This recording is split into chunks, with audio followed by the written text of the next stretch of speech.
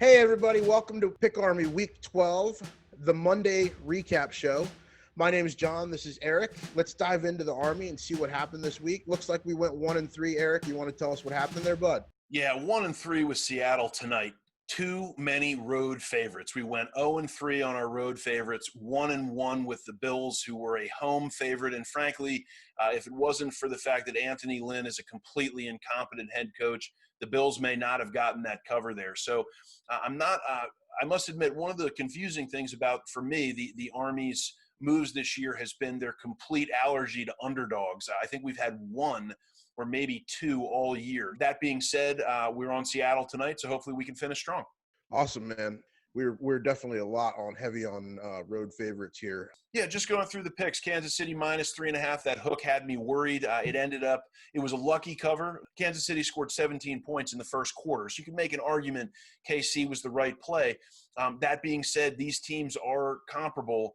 The game wasn't as close as 3 points, but that's ended up being the score. That half point was all the difference. Arizona, a major coaching mismatch. This is one of the ones where, in hindsight, I said to myself, yeah, I agreed with the Army with Arizona, just because I think the Cardinals' offense has been so good. This was a major coaching mismatch. I think there are conversations in Arizona right now. Is Cliff Kingsbury a guy that can do any more than get you to the playoffs? They have a superstar at quarterback. They have a superstar at wide receiver. And Cliff Kingsbury just got out-coached yesterday in a game where he had the significantly better roster and he shouldn't have won.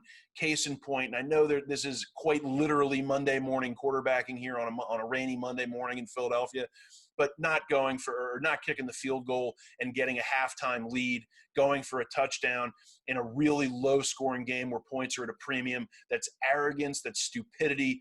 I'm not sure Cliff Kingsbury's the guy. He didn't succeed in college. He's had minimal success now in the pros. I think there are conversations internally at Arizona.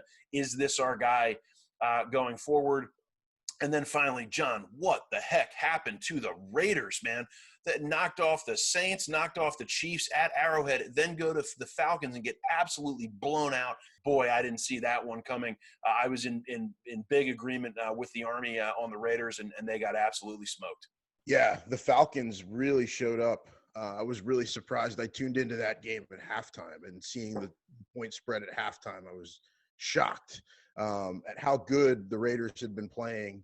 To go in and have a team like the Falcons do that to them, that definitely looked like an overlook.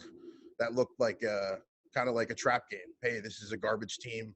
Let's do what we got to do. That goes on coaching, and Gruden's a great coach, but that loss is a coaching loss. He wasn't prepared for that game.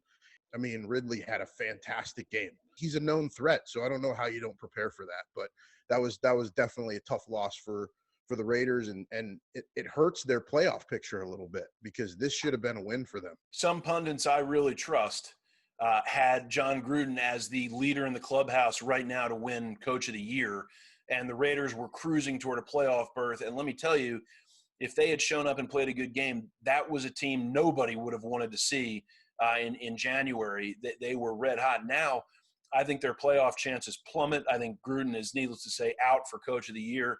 That was far and away the biggest disappointment of Sunday, in a Sunday full of a lot of disappointments. But I agree with you, coming off a primetime game against Kansas City, now a 1 p.m., 10 a.m. body clock time game on the East Coast.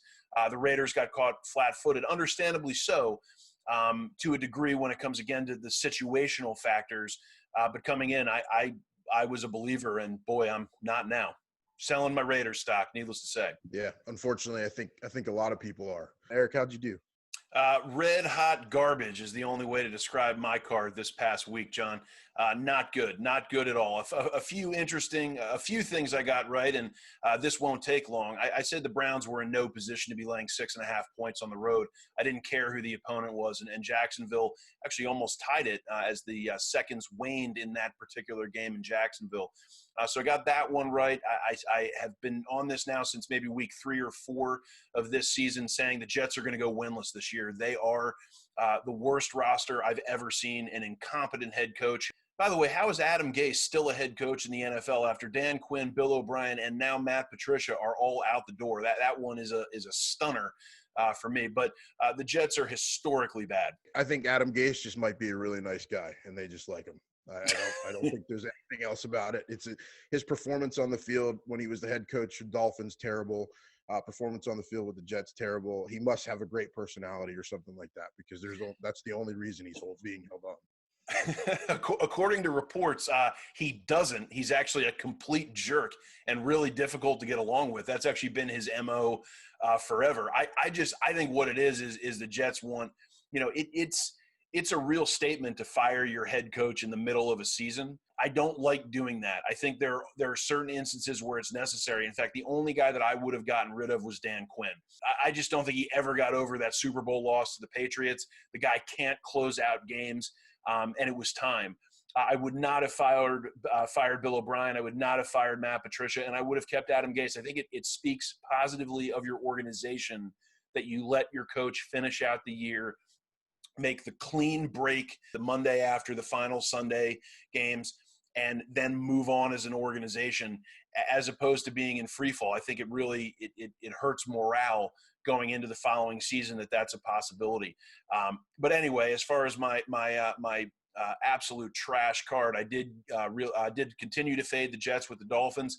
I liked the hook. I did disagree with the Army on the Kansas City pick. And again, pros bet numbers, not teams. And I said at 3, maybe Kansas City, that 3.5 is too tempting. Frankly, it was a lucky cover. Kansas City scored 17 points in the first quarter and really took their foot off the gas. But again, that's why you take the numbers. I was wrong on the Giants and the Packers, which are just the 2 losses of many that I'd like to talk about real quick.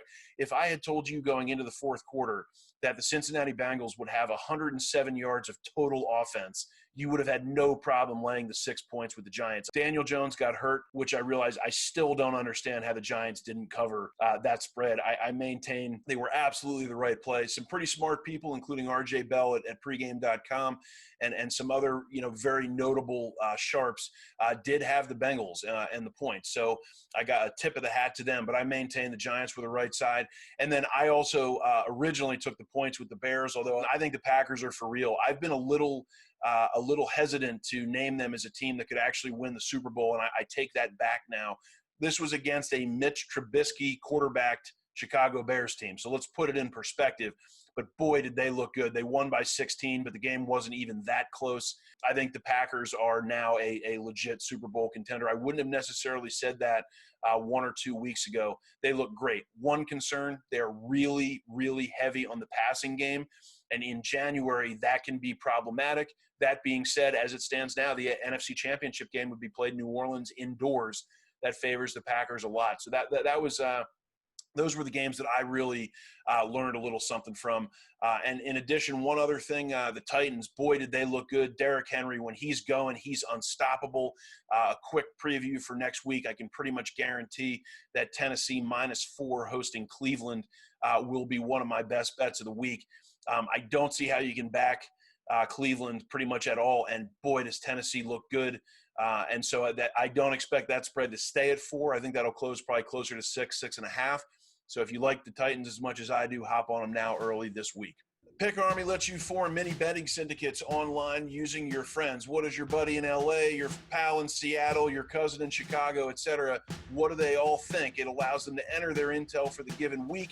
The site then harmonizes that thinking and gives you a set of consensus bettable picks. Check us out, pickarmy.com. It's easy, free, and benefits some great U.S. veterans charities, including the Navy SEAL Foundation, the Armed Services Arts Partnership, and AMVETS. Pickarmy.com. Hope to see you there. Thanks, guys. Have a wonderful week. Thank you for tuning in to Pick Army Recap Week 12. I'm John. This is Erik. We'll see you out there. Have a wonderful week, and good luck. Thanks, John. Yeah, man.